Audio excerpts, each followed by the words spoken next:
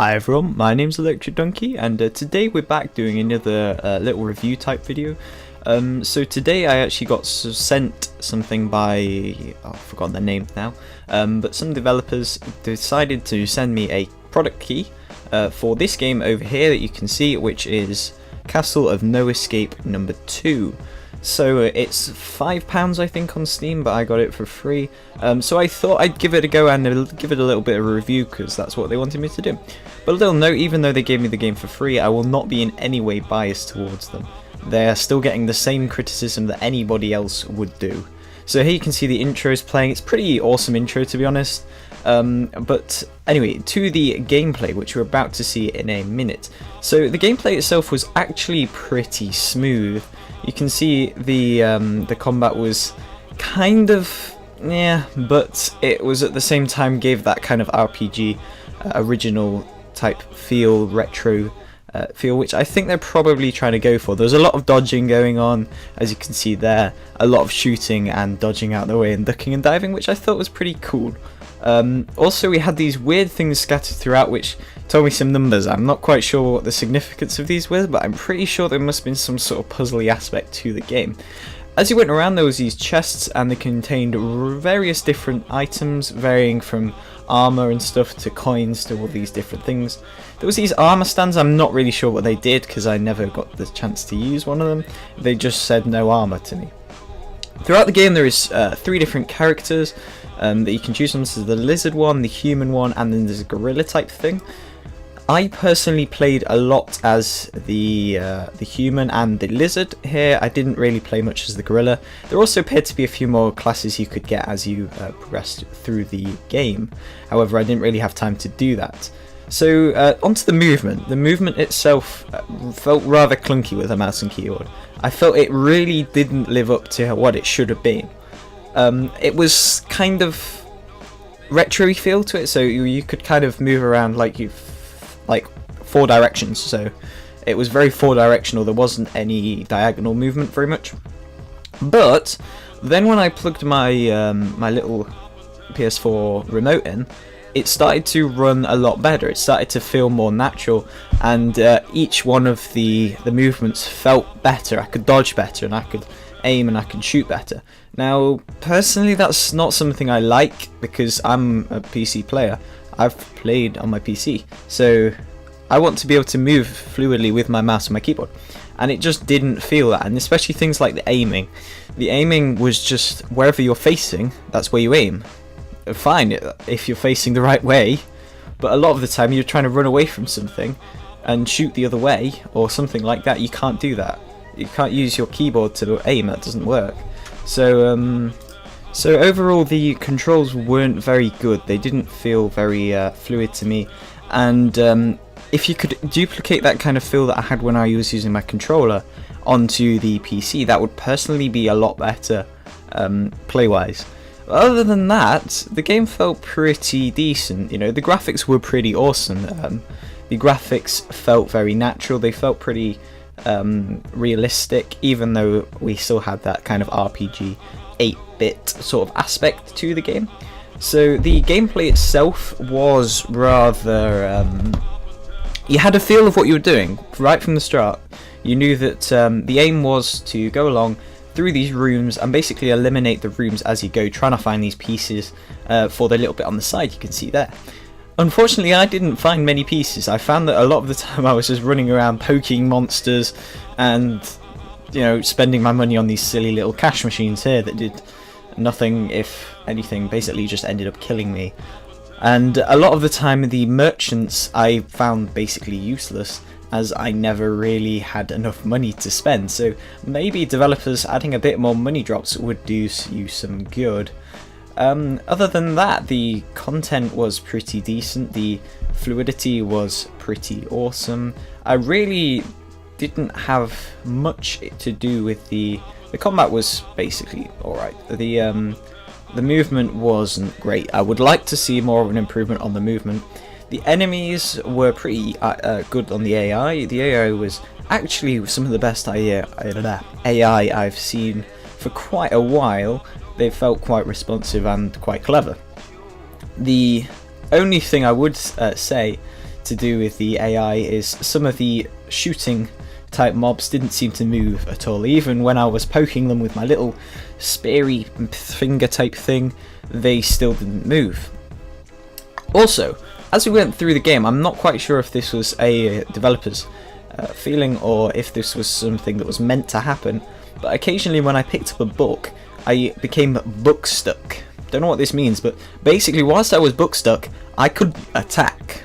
Now this was really quite weird, but what also came into play is when sometimes I was doing boss battles and stuff that was really quite important, I became book stuck without even touching a book, and I couldn't attack. I was stuck in this boss battle and I couldn't attack. It wasn't very useful. It was in fact pretty bad. But other than that, the AI was pretty good. In terms of glitches and stuff, this guy here seemed to follow me through every single room. I think he was a Minotaur or something, but no matter what, he literally hunted me down and wanted me dead. Made basically my life hell, and I couldn't really do it because for the most part I was book stuck. Great. That bit I didn't feel very good. I needed something extra. Also, in terms of something extra, throughout the game, I really felt like I didn't understand quite what I was doing. I feel like if we had a little tutorial at the start, and I understand there was a manual, but I tried reading through it and it was so long I didn't have time to do it in the video. But some sort of tutorial level telling us what to do, or something, please, just to get us together. Even just an option on the menu just to run through a tutorial, because half the time I didn't know what buttons I was pressing, I didn't know what this was, and whatever I was doing, I was just pressing random buttons until I started to get somewhere.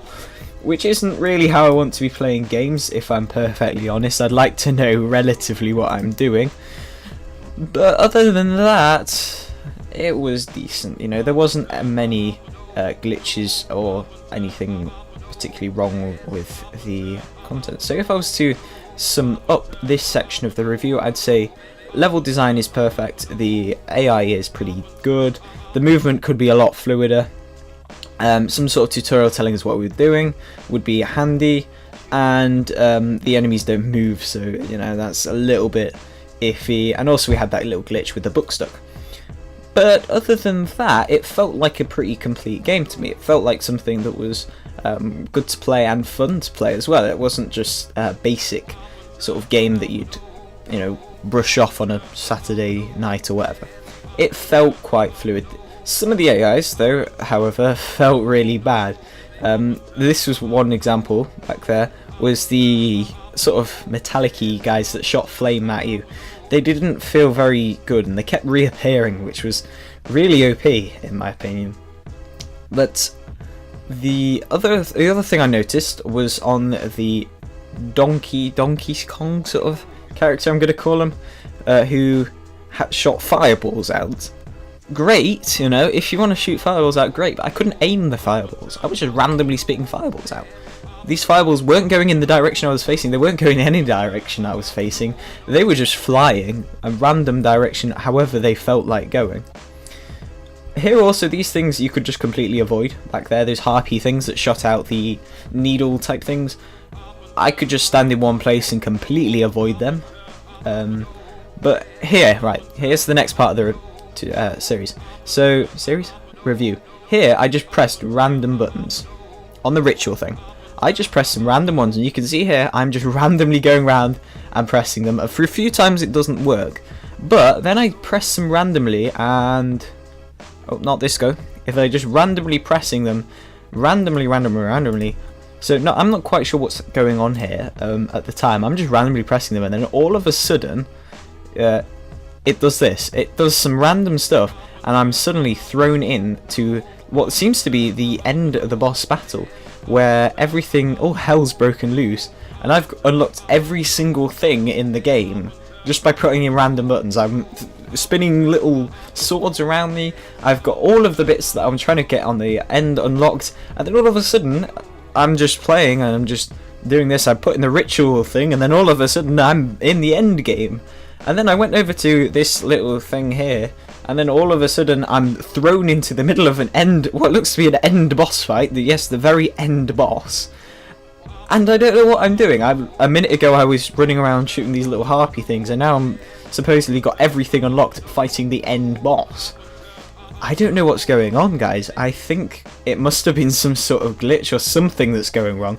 I can't think that just putting random things in is meant to be a developable thing. So I emailed the guys who sent me the email, and they weren't actually in charge of developing, they were just in charge of advertising and stuff.